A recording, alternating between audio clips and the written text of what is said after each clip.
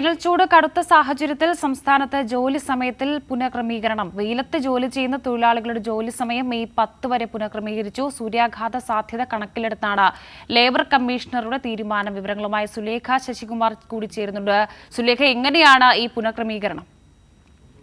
വർഷ, എന്തായാലും ചൂട് കൂടുന്ന സാഹചര്യത്തിലാണ് ഇത്തരത്തിൽ സൂര്യാഘാത സാധ്യത കണക്കിലെടുത്ത് ലേബർ കമ്മീഷണറുടെ ഉത്തരവ് വന്നിട്ടുള്ളത്. രാവിലെ 7 മുതൽ വൈകിട്ട് 7 വരെയുള്ള സമയത്തിൽ 8 മണിക്കൂറായാണ് ജോലി സമയം നിജപ്പെടുത്തിയിട്ടുള്ളത്.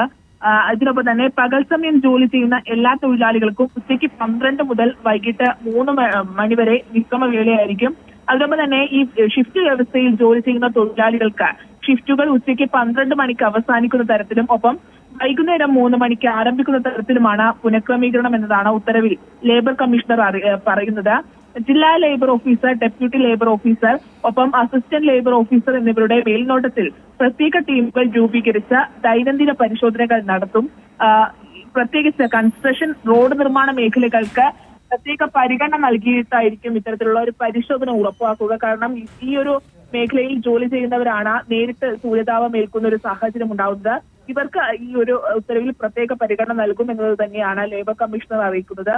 ഒപ്പം സമുദ്രനിരപ്പിൽ നിന്ന് 3000 അടിയിൽ കൂടുതൽ ഉയരമുള്ള സൂര്യാഘാതത്തിന് സാധ്യതയില്ലാത്ത മേഖലകളെ ഈ ഉത്തരവിന്റെ പരിധിയിൽ നിന്ന് ഒഴിവാക്കുകയും ചെയ്തിട്ടുണ്ട്. വർഷ.